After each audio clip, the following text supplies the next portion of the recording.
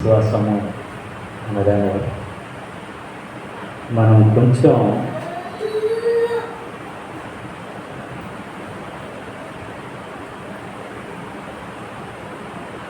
మన భక్తి జీవితంలో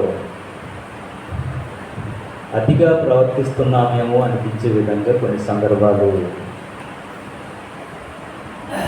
మన జీవితంలో కనబడుతూ ఉంటుంది. క్రైస్తవ జీవితంలో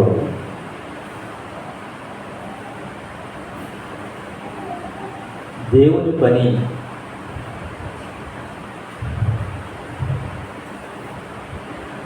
చాలా గొప్పదిగా ప్రకటించేవారు ఉన్నారు, చేసేవారు కూడా ఉన్నారు. దేవుని పనికి మించినది ఏదీ లేదు అని చెప్పేవారు కూడా. దేవుని పని దేవుని పని దేవుని పని అని అనేక కార్యక్రమాలు చేస్తున్నారు. దానికంటే ముందుగా బైబిల్ ఒక మంచి మాట మనకు నేర్పించింది. మన విశ్వాస జీవితంలో పని అనగానే మన యొక్క క్రియల ద్వారా మనం ఏదో సాధిస్తాము అనే ఆలోచనలో మనం ఉంటాం. బాగా ఆలోచించండి. అంటే మన కష్టం ద్వారా మన పని ద్వారా మనం సాధిస్తాం. పరలోకం కూడా అలాగే సాధించుకుంటాము అనే ఒక భ్రమలో ఉన్నామని చెప్పుకోవచ్చు మనం. అని బైబిల్ చెప్తున్న మాట, యేసుక్రీస్తు వారు మాట్లాడుతున్నటువంటి మాట. ఒకసారి యోహాను సువార్త 6వ అధ్యాయంలో ఈ మాట మనం చదివినప్పుడు విన్నప్పుడు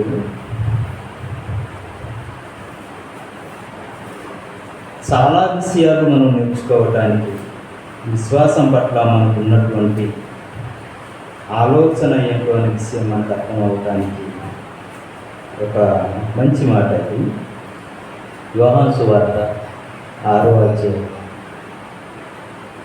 29వ వచనాన్ని మనం చూడగలిగితే, యేసు ఆయన పంపిన వాని యందు మీరు విశ్వాసం ఉంచుటయే దేవుని క్రియ. ఏంటంటే ఎవరందు విశ్వాసం ఉంచాలట? యేసుక్రీస్తు వారి మీద విశ్వాసం ఉంచాలట. యేసుక్రీస్తు వారి మీద మనం విశ్వాసం ఉంచకుండా మన పని ద్వారా ఏదో సాధించుకుంటాము అనుకుంటే మన వల్ల కాదు. ఎందుకు మన వల్ల కాదు? మన పాపాన్ని మనం తీసివేసుకోవడానికి మన క్రియ ఏమైనా సరిపోతుందంటే? మన క్రియల ద్వారా, మన సామర్థ్యం ద్వారా, మన శక్తి ద్వారా మన పాపాలను ఏమైనా తీసుకోగలమా? ఏమి చేయలేం మనం. దేవుడు అనంతుడు, మనిషి పరిమితి కలిగినటువంటి వాడు. కొంత మట్టు వరకే మనం ఏదైనా చేయగలం. ఆయన పట్ల విశ్వాసం ఉంచటమే మనం చెయ్యాలి. మిగతాదాన్ని ఆయనే చేసుకుంటాడు. నమ్మాలంతే. మనం యేసుక్రీస్తు వారి పట్ల విశ్వాసం ఉంటే మనము మన క్రియల ద్వారా, మన సామర్థ్యాల ద్వారా ఏదో సాధించుకుంటాము అనుకుంటే అది సరైనటువంటి విధానము కాదు. అబ్రహాం గారి జీవితంలో కూడా కేవలము నమ్మాడు దేవునికి, అంతే. అబ్రహాము నమ్మాడు.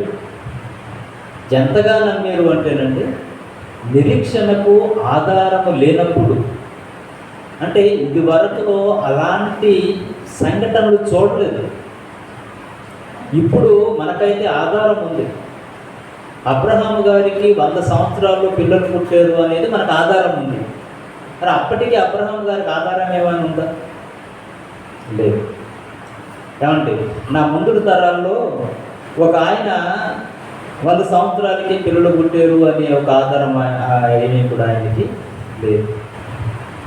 నోహు గారి జీవితంలో కూడా జలప్రలయం వస్తుందట, కానీ మనం అందరం కూడా సిద్ధపడాలి అనే ఒక విశ్వాసం దేవుని పట్ల ఉంచడానికి ఇదివరకు అలాంటి సంఘటనలు ఏమైనా జరిగాయా? ఏం జరగలేదు. కాబట్టి ఇప్పుడు కరోనా లాంటి రోగం వచ్చిందనుకోండి, కరోనా లాంటి వైరస్ వచ్చిందనుకోండి, ఇప్పుడు మనకు ఒక వైరస్ వచ్చి దాని ప్రభావం ఏంటో మనం చూస్తున్నాం కాబట్టి ఒక వైరస్ వచ్చిందనుకోండి ఇప్పుడు నమ్మడానికి అవకాశం ఉంది. ఇది కరోనా కంటే భయంకరమైనది అని చెప్తే ఓకే, ఎందుకు నమ్ముతాం? మనకు ఒకసారి వచ్చింది కాబట్టి, కరోనా వచ్చింది కాబట్టి.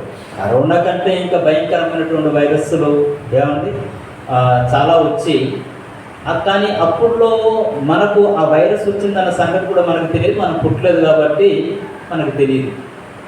ఇప్పుడు ప్రత్యక్షంగా మనం అనుభవించాం కాబట్టి ఒక కరోనా వచ్చిందనే సంగతి మనకు తెలుసు కాబట్టి ఇప్పుడు ఒక వైరస్ ఏదైనా వచ్చిన తర్వాత దానికంటే భయంకరమైనది అని చెప్పినప్పుడు ఎలాగైతే నమ్ముతామో మనకు విశ్వాసం ఉంటుంది, నమ్ముతాం. కానీ ఇలాంటి వైరస్ ఏమీ లేకుండా సడన్గా ఒక వైరస్ వస్తుంది, మనం అందరినీ కూడా చంపేస్తుంది అని ఒక ప్రకటన మనం విని నమ్మడానికి ఆస్కారం లేదు. కాబట్టి మనం ఏం చేయాలి అంటే బైబిల్ ప్రకారంగా ఆలోచన చేస్తున్నప్పుడు యేసు అందు విశ్వాసం ఉంచటమే, యేసు అందు విశ్వాసం ఉంచటమే. చాలామంది అడుగుతూ ఉంటారు కదా, దేవుణ్ణి నాకు చూపించు నేను నమ్ముతాను, పరలోకం నాకు చూపించు నేను నమ్ముతాను. ఇది నమ్మే వ్యక్తులు, విశ్వసించే వ్యక్తులు మాట్లాడే మాటలు కావు. ఇదేదైనా రుజువు ద్వారా ఎదుటివాడిని ఇబ్బంది పెట్టాలి అనుకుంటున్నటువంటి మాటలు. అంటే ఆయన అలాగే చేయలేడు, అది ప్రత్యేకంగా చేయలేడు కాబట్టి ఈ మాట నేను విసిరిస్తే చాలు అనుకుంటున్నటువంటి పరిస్థితుల్లో ఉంటుంటారు. చాలామంది మన కుటుంబ సభ్యులు, మనతో ఉంటున్నటువంటి వారే దేవుని సువార్త ప్రకటిస్తున్నప్పుడు ఇలాంటి మాటలు మాట్లాడడం అనేది చూస్తుంటాం. యేసుప్రభు, యేసుక్రీస్తు వారి గురించి అనేకమైనటువంటి భిన్నమైనటువంటి మాటలు మాట్లాడుతూ ఏదో రుజువు కావాలి అని కోరుకుంటుంటారు.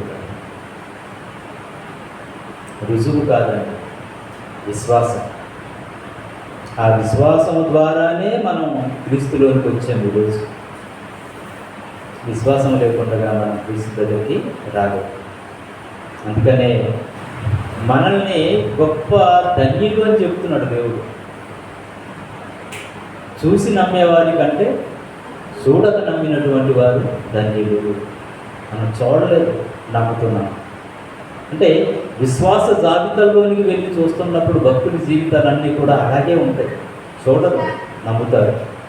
దేవుని విషయంలో కూడా మనం అలాగే ఉండాలి అనే విషయాలు మనకు అర్థమవుతుంది. ప్రేమైనటువంటి దేవుని పిల్లలారా, ప్రస్తుతం ఉన్నటువంటి పరిస్థితులు, ప్రస్తుతం సమాజాన్ని మనం చూస్తున్నప్పుడు ప్రపంచవ్యాప్తంగా మరి భయంకరమైనటువంటి పరిస్థితి గత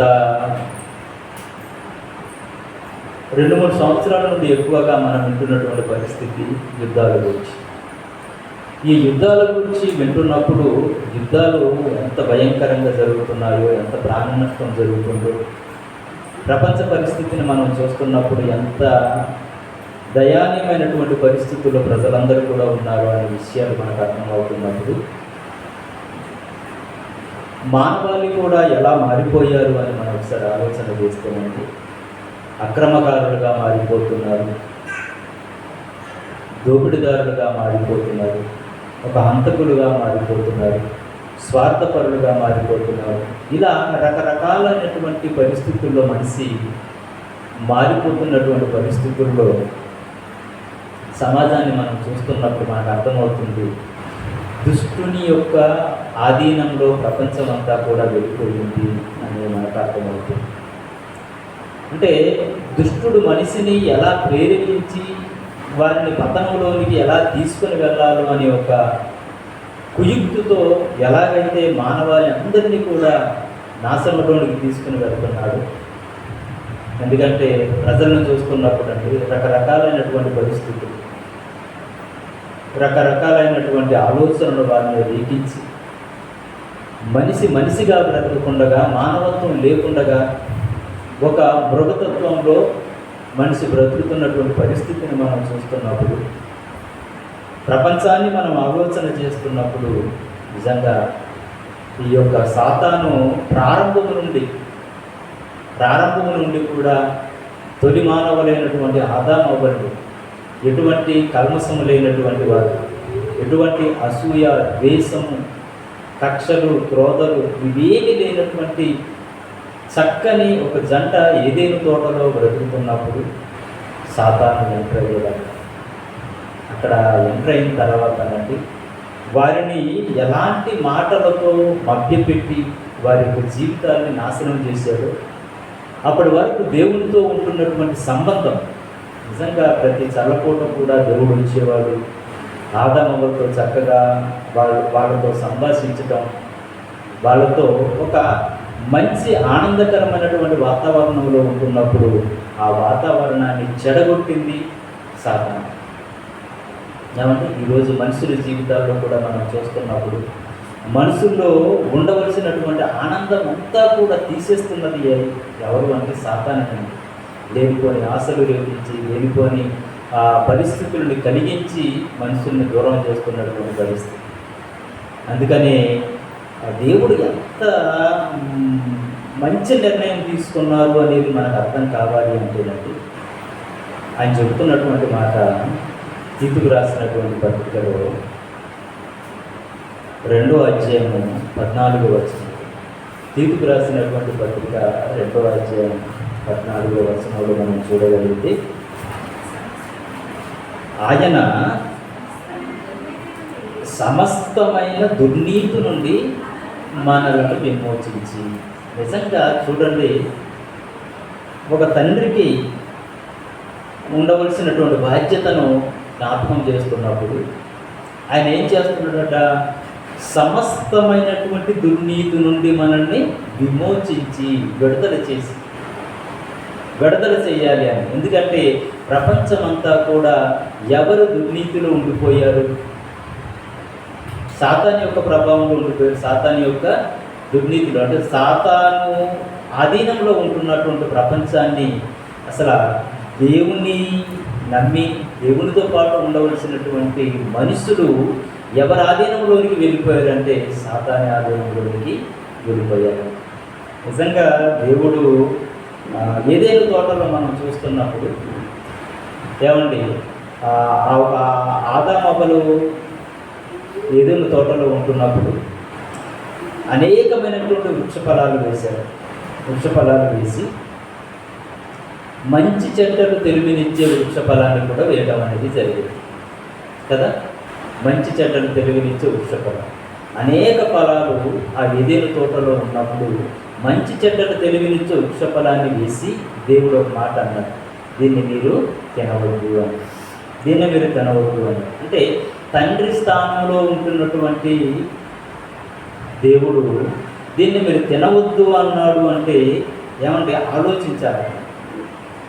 పెద్దలుగా తల్లిదండ్రులుగా ఉంటున్నటువంటి వారికి పిల్లల పట్ల కొన్ని విషయాలు చెప్తూ ఉంటుంటారు. ఇది చెయ్యొద్దు, ఇక్కడికి వెళ్ళొద్దు, ఇలా ఉండు అని చెప్పినప్పుడు మనం పట్టించుకోలేదనుకోండి, ప్రమాదంలో మనం పడతాం కదండి.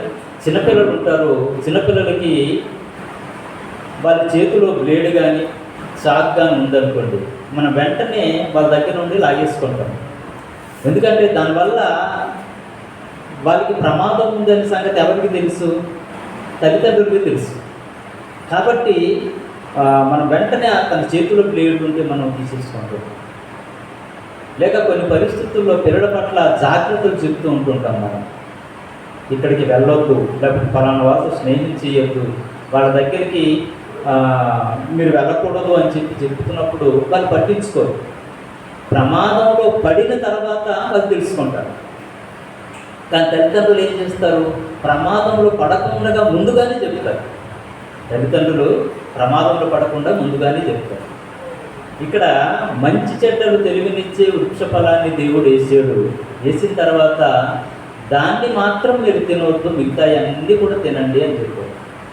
ఈ మంచి చెడ్డలు తెలివినిచ్చే వృక్ష ఫలాన్ని తినవద్దని దేవుడు చెప్పినప్పుడు సాతాను ప్రేరేపించి అది తినవచ్చు అనే విధంగా ఆదాము అవ్వని చెప్పడం అనేది జరిగింది. అయితే మనం కూడా ఆలోచన చేద్దాం, మంచి చెడ్డలు తెలివినిచ్చే ఆ ఒక వృక్షం అంటే మంచి చెడు తెలియటం మంచిదా చెడ్డదా?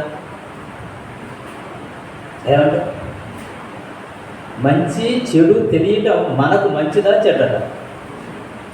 ఏమంటే మనందరికీ తెలిసినటువంటి మాట ఏంటంటే మంచిది. మంచి చెడు అనేది మనకు తెలియటం మంచిది అనుకోండి. దేవుడికి భవిష్యత్తు తెలుసు, మనకు భవిష్యత్తు తెలుసా? తెలియదు కదండి. మనకు భవిష్యత్తు తెలియదు. మనకు తెలియదు కనుక అసలు మంచి చెడ్డలు తెలివినిచ్చే వృక్ష ఫలాన్ని దేవుడు వేసి తినవద్దు అన్నాడంటే దాని అర్థం ఏంటి? నీకు మంచి చెడులు తెలియాలన్నా వద్దన్నా? తెలియకూడదనే కదా ఉద్దేశం. వద్దు అన్నారంటే అర్థం ఏంటంటే ఆ చెట్టు ఫలాలు మీరు తినవద్దు అంటే దాని అర్థం ఏంటి? వద్దు అని. నీకు మంచి చెడ్డలు తెలియవలసినటువంటి అవసరత లేదు అని దేవుని యొక్క ఉద్దేశం. జాగ్రత్తగా ఆలోచిస్తే ఇప్పుడున్నటువంటి పరిస్థితిని బట్టి మనం ఈ యొక్క జనరేషన్లో లేకపోతే మనకు అర్థమవుతున్నటువంటి రీతిలో మంచి చెడ్డలు తెలియాలి కదా అని మనం అనుకుంటాం. కానీ మంచి చెడ్డలు తెలియకూడదు అన్న ఉద్దేశంతోనే కదా దేవుడు మంచి చెడ్డలు తెలివినిచ్చే వృక్ష ఫలాన్ని అక్కడ వేసి కూడా తినవద్దన్నాడు. ఆ చెట్టు ఉంది తినవద్దని ఎందుకంటాడు? మిగతా ఫలాలన్నీ కూడా తినమని చెప్పి మంచి చెడ్డలు తెలివినిచ్చే వృక్ష ఫలాన్ని వేసిన తర్వాత దాన్ని తినవద్దు అని దేవుడు ఆజ్ఞాపించాడు. మామూలుగా చెప్పాడా? లేదు, ఆజ్ఞాపించాడు. ఆజ్ఞాపించాడంటే అర్థం ఏంటంటే మంచి చెడ్డలు నీకు తెలియవలసినటువంటి అవసరత లేదు అని. ఓకే, మంచి చెడ్డలు తెలివినిచ్చే వృక్ష ఫలాన్ని ఆదాము అవ్వలు తిన్నారు. తిన్న తర్వాత వాళ్ళకి తెలిసింది ఏమని తెలిసింది? మేము దిగంబరుడు అనే సంగతి వాళ్ళకి అర్థమైపోయింది కదండి. వాళ్ళకి అప్పటి వరకు తెలుసా దిగంబరుడు అని? ఒకరినొకరు చూస్తున్నప్పుడు సిగ్గు ఏమైనా ఉండేదా వాళ్ళకి? లేదు, సిగ్గు లేదు. ఏమంటే వాళ్ళు ఎలా ఉండేవారంటే తను మనిషి నేను మనిషి, ఏమంటే మనమందరం కూడా కలిసి చక్కగా ఉన్నాము అనే ఒక ఆలోచన వాళ్ళు ఉండేది. అలా దేవుడు వస్తున్నాడు అని భయపడే పరిస్థితి ఏమైనా ఉండేదా? లేదు. దేవుడు వస్తున్నప్పుడు వాళ్ళు దిగంబరుగా ఉన్నారు, ఏమంటే చక్కగా దేవుడితో మాట్లాడుకునేవారు. ఇలాంటి చక్కని ఒక మంచి వాతావరణంలో ఉంటున్నటువంటి పరిస్థితి. కానీ ఎప్పుడైతే మంచి చెడ్డలు తెలివినిచ్చే వృక్ష ఫలం తిన్నారో అప్పుడు వారిలో ఇవన్నీ కూడా తెలుసుకోవటం అనేది జరిగింది. అలా ఎందుకు దేవుడు ఆ మాట చెప్పాడంటే మంచి చెడులు ఎవరికి తెలియాలి? దేవునికి తెలియదు. మంచి చెడు ఎవరికి తెలుసు అండి? దేవునికి తెలుసు. అంటే భవిష్యత్తులో మనం చేసినటువంటి ఒక చెడ్డ పనికి దానివల్ల వచ్చే నష్టం ఏంటో ఎవరికి తెలుసు అంటే దేవునికి తెలుసు. మనం చేసినటువంటి ఒక తప్పుడు పనికి దాని యొక్క పనిష్మెంటు ఇలా వస్తుంది అని ఎవరికి తెలుసు? దేవునికి తెలుసు. మనకైతే తెలియదు. మనకు తెలియదు. ఎప్పుడైతే మంచి చెడులు తెలిసాయో ఆ తర్వాత ఏం స్టార్ట్ అయింది తెలుసండి? వారి దిగంబరులు అన్న సంగతి వాళ్ళు తెలిసిపోయింది. తర్వాత పిల్లలు పుట్టారు. పిల్లలు పుట్టిన తర్వాత ఒక హత్య స్టార్ట్ అయ్యింది. ఏమైందండి? ఏమండి? కయీను సొంత తమ్ముడిని చంపేశాడు. ఎందుకు చంపేశాడు? తన అర్పణ దేవుడు స్వీకరించలేదని. అంటే అందులో చూసారంటే మనిషిలో కొన్ని దుష్ట లక్షణాలన్నీ కూడా వచ్చాయి. మనిషిలో దుష్ట లక్షణాలు వచ్చాయి. అంటే అక్కడ నుండి ప్రారంభమయ్యిందండి. అంటే నాది దేవుడు స్వీకరించలేదు, నాది దేవుడు అంగీకరించలేదు, నా తమ్ముడిని అంగీకరించాడు అని చెప్పి సొంత తమ్ముడిని చంపేసే పరిస్థితుల్లోనికి వచ్చేసాడు. అప్పటి వరకు ఒకరి మీద ఒకరు నిందలు వేసుకునే పరిస్థితిలో ఉందయా? మంచి చెడ్డలు తెలివినిచ్చే వృక్ష ఫలము తినకముందు ఆదాము పట్ల కానీ అవ్వ పట్ల కానీ ఒకరి పట్ల ఒకరు నిందించుకునే పరిస్థితి ఉండిందా? లేదు. కానీ ఎప్పుడైతే పండు తిన్నారో అప్పుడు దేవుడు వచ్చి అడుగుతున్నప్పుడు వాళ్ళు ఏమని మాట్లాడుతున్నారు? నీవు నాతో ఉండడానికి ఈ స్త్రీ నాకు పల్లిస్తే నేను తిన్నాను అని చెప్పేసి చెబుతుంది. ఏమంటే స్త్రీని అడిగినప్పుడు ఎలాంటి మాటలు మాట్లాడుతుంది? సర్పం నన్ను మోసపూరిస్తే నేను తిన్నాను అని చెప్పేసి ఆ అమ్మగారు చెబుతుంది.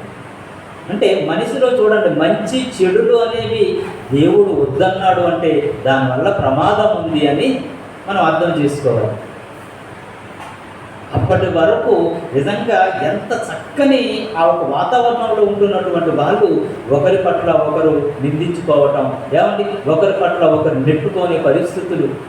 ఈరోజు మన తప్పుని మనం ఒప్పుకోగలుగుతున్నామా? చాలా సందర్భాల్లో ఒకసారి ఆలోచించండి.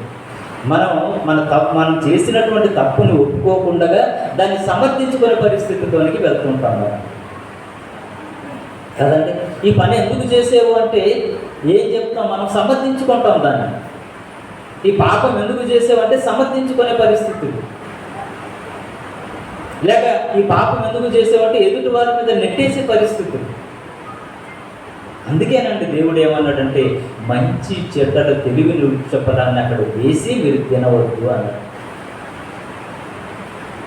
తినవద్దు అన్నాడు.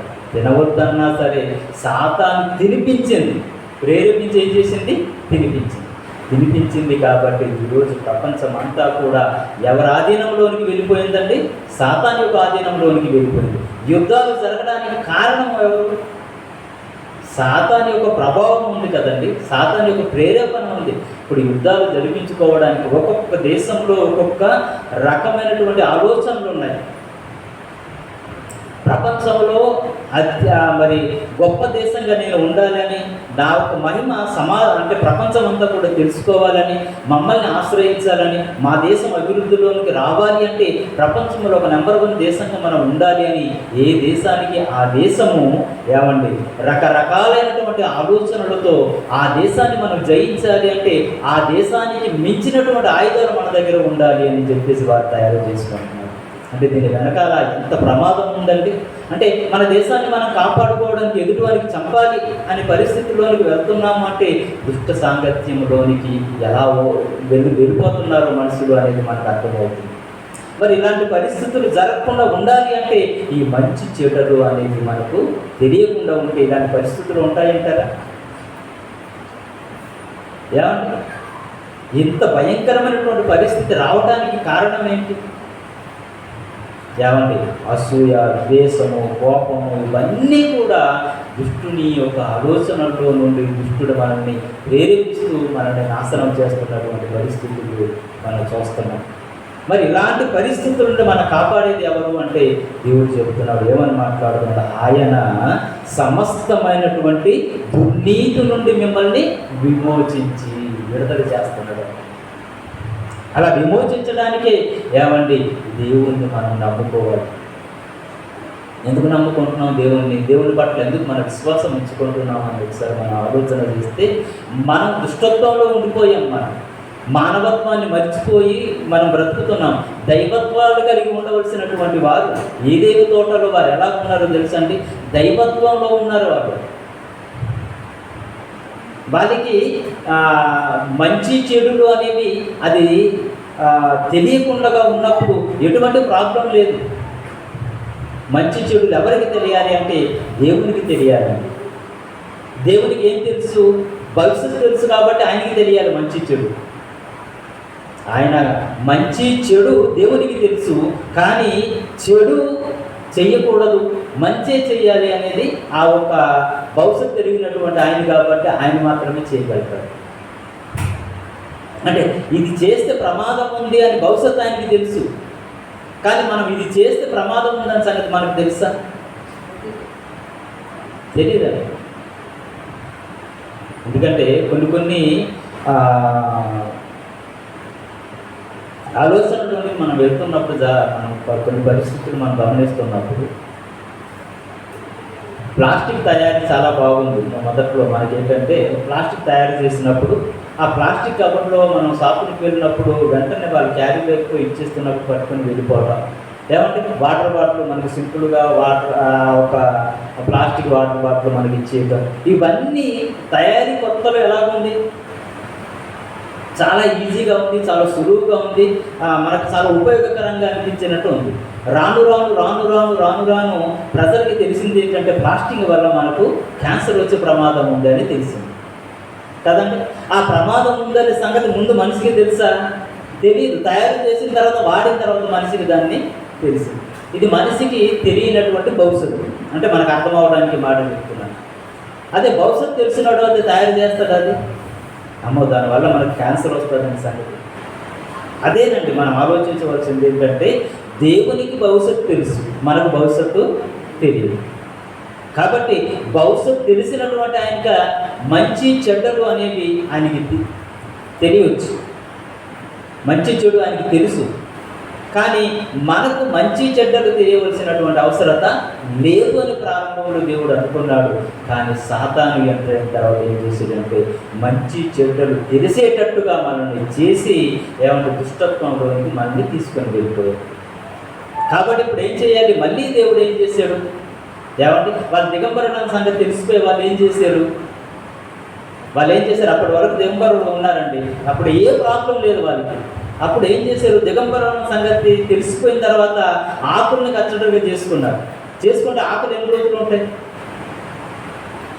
ఏమంటే ఎక్కువ కాలం అవి ఉండవు. మళ్ళీ దేవుడే కల్పించుకొని చర్మపు చొక్కలను చేయించడం అనేది చేసి చర్మపు చొక్కాలు చేయించి ఆ యొక్క డ్రెస్సుని మళ్ళీ వారికి ఉంచి, అంటే దేవుడు మనిషిని విడిచిపెట్టలేదు.